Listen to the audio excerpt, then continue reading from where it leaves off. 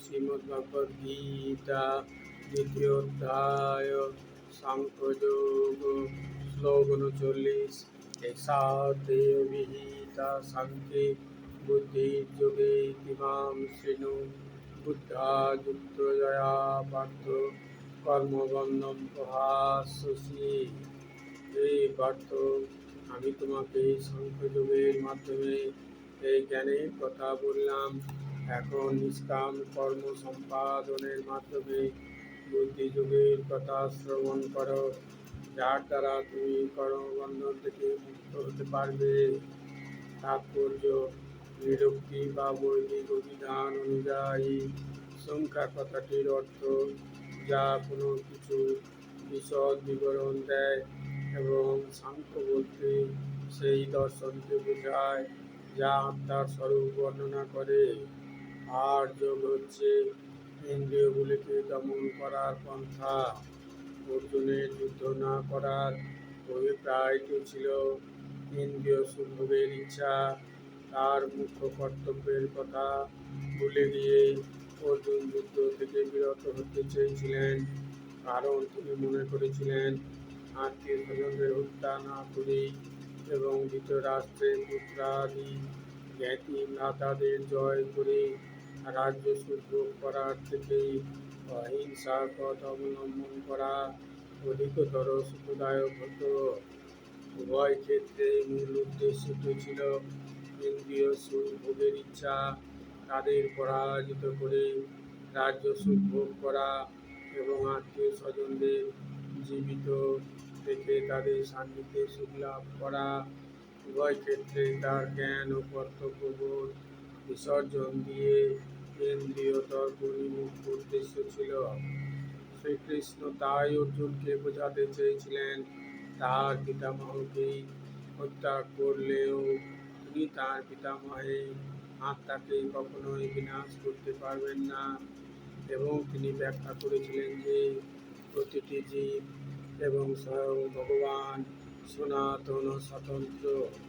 যুগে এদের সকলেই স্বতন্ত্র সত্তা ছিল, বর্তমানেও আছে এবং ভবিষ্যতেও থাকবে, কারণ আমরা সকলে চির শাশ্বত আত্মা।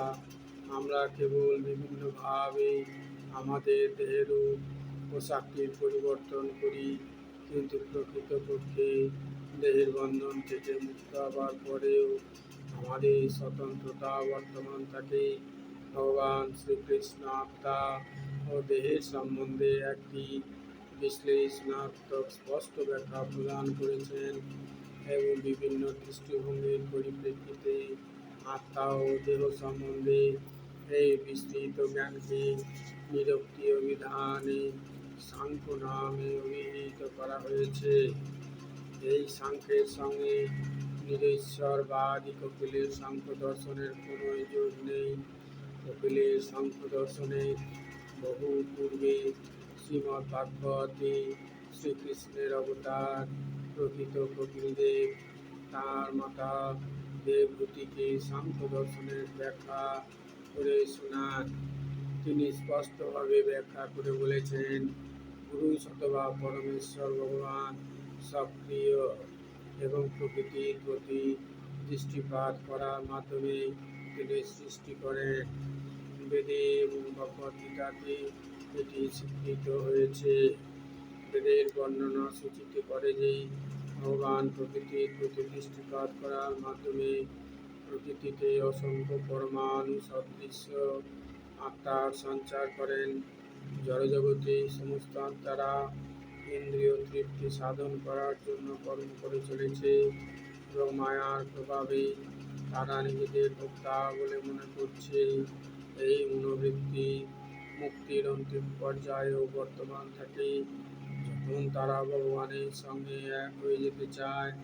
এটি হচ্ছে মায়ার অন্তিম ভান বা ইন্দ্রিয় তর্পণের মোহ।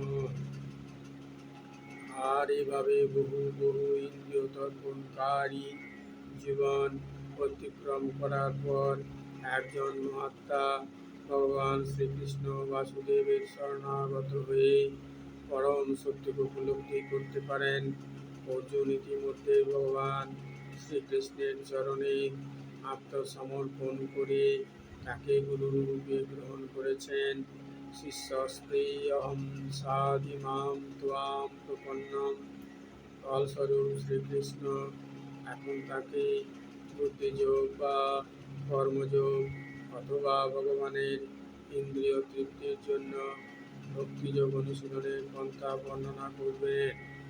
সকলের অন্তরে পরমাত্মা রূপে বিরাজমান ভগবানের সঙ্গে প্রত্যক্ষভাবে যোগ স্থাপনই হচ্ছে বুদ্ধিযোগ, যা দশম অধ্যায়ের দশম শ্লোকে স্পষ্টভাবে ব্যাখ্যা করা হয়েছে। কিন্তু ভগবত ভক্তি ব্যতীত সেই রকম যোগাযোগ স্থাপন হয় না। তাই যিনি ভগবানের প্রতি অপ্রাকৃত প্রেম ভক্তির স্তরে অধিষ্ঠিত, অর্থাৎ যিনি কৃষ্ণ ভাবনাময়, তিনি ভগবানের বিশেষ কৃপায় এই বুদ্ধিযোগের স্তর লাভ করেন। তাই ভগবান বলেছেন যে যারা প্রীতিপূর্বক সর্বদা ভগবৎ সেবায় নিয়োজিত, এবং তাঁদেরই তিনি প্রেম ভক্তির শুদ্ধ জ্ঞান প্রদান করেন।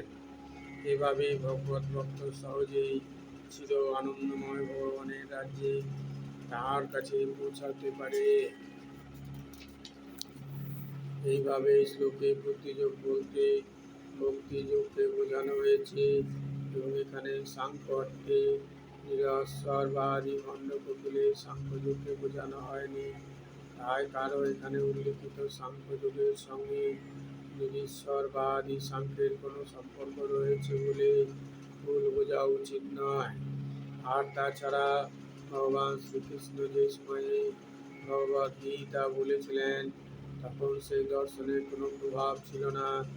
এই ধরনের নাস্তিক কল্পনাপ্রসূত দর্শনের উল্লেখ করার কোনো প্রয়োজনই শ্রীকৃষ্ণের ছিল না। ভগবানের অবতার কপিলদেব প্রকৃত সাংখ্য দর্শন শ্রীমদ্ ভাগবতে ব্যাখ্যা করে গেছেন, কিন্তু এখানে আলোচিত বিষয়বস্তুর সঙ্গেও তার কোনো যোগ নেই। সাংখ্য বলতে এখানে দেহ ও আত্মার বিশ্লেষণাত্মক বিবরণের কথা বলা হয়েছে। ভগবান শ্রীকৃষ্ণ এখানে অর্জুনকে আত্মার স্বরূপ সম্বন্ধে বিশ্লেষণ করে শোনালেন, যাতে তিনি বুদ্ধিযোগ বা ভক্তিযোগের স্তরে উন্নীত হতে পারেন। প্রকৃতপক্ষে ভগবান শ্রীকৃষ্ণের সাংখ্যের সঙ্গে শ্রীমদ্ ভাগবতে বর্ণিত ভগবান কপিলদেবের সাংখ্যের মধ্যে কোনো প্রভেদ নেই, কারণ উভয় সাংখ্যই হচ্ছে ভক্তিযোগ।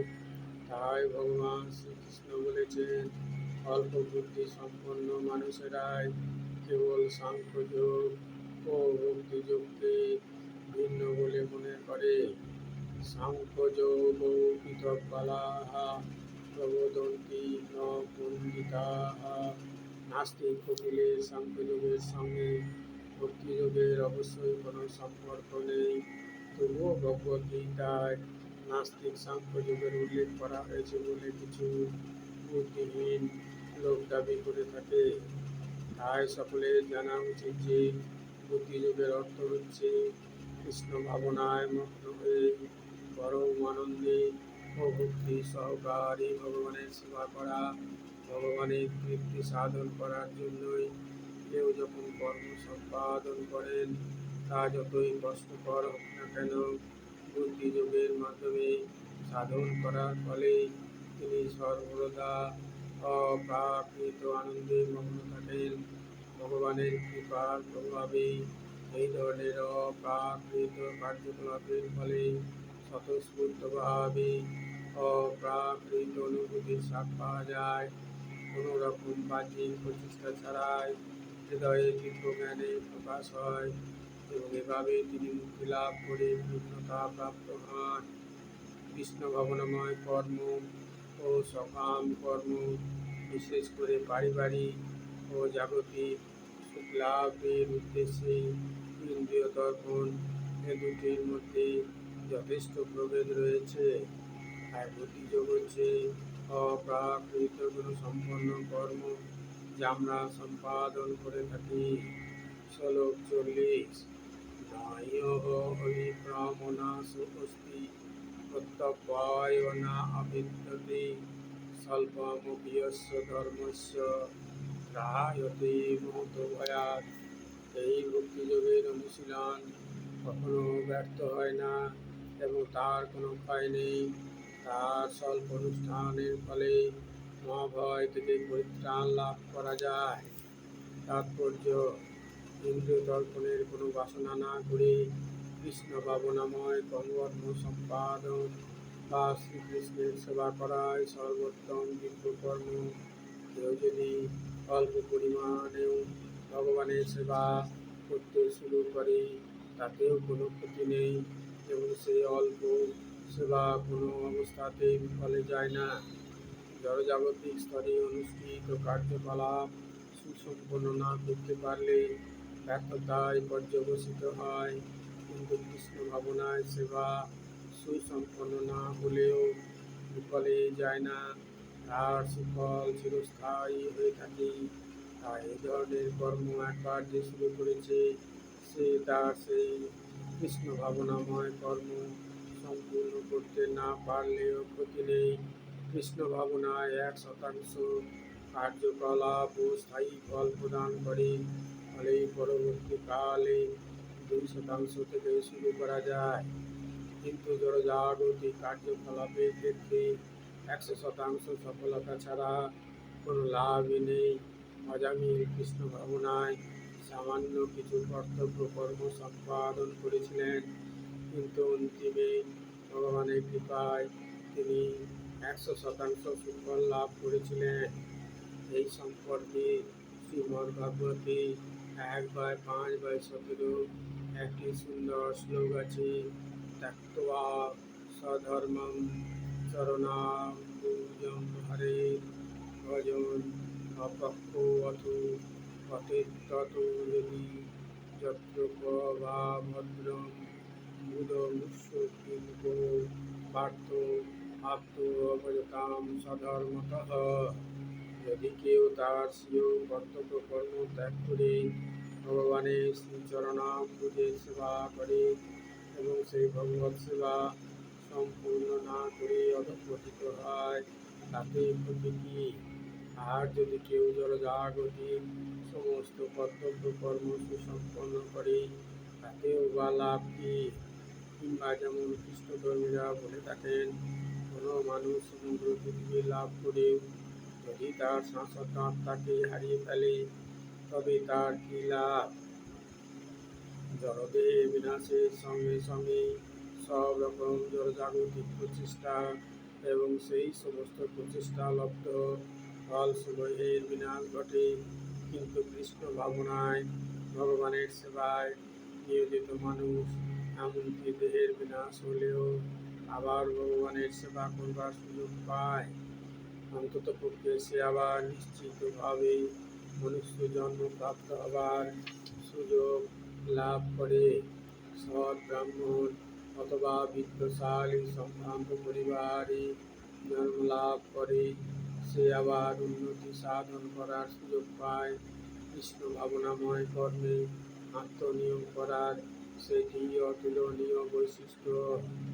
ওম তৎসৎ ইতি শ্রীমদ্ভগবদ্গীতাসু উপনিষৎসু ব্রহ্মবিদ্যায়াং যোগশাস্ত্রে শ্রীকৃষ্ণার্জুন সংবাদে সাংখ্যযোগো নামো একাংশেন দ্বিতীয়োऽধ্যায়ঃ।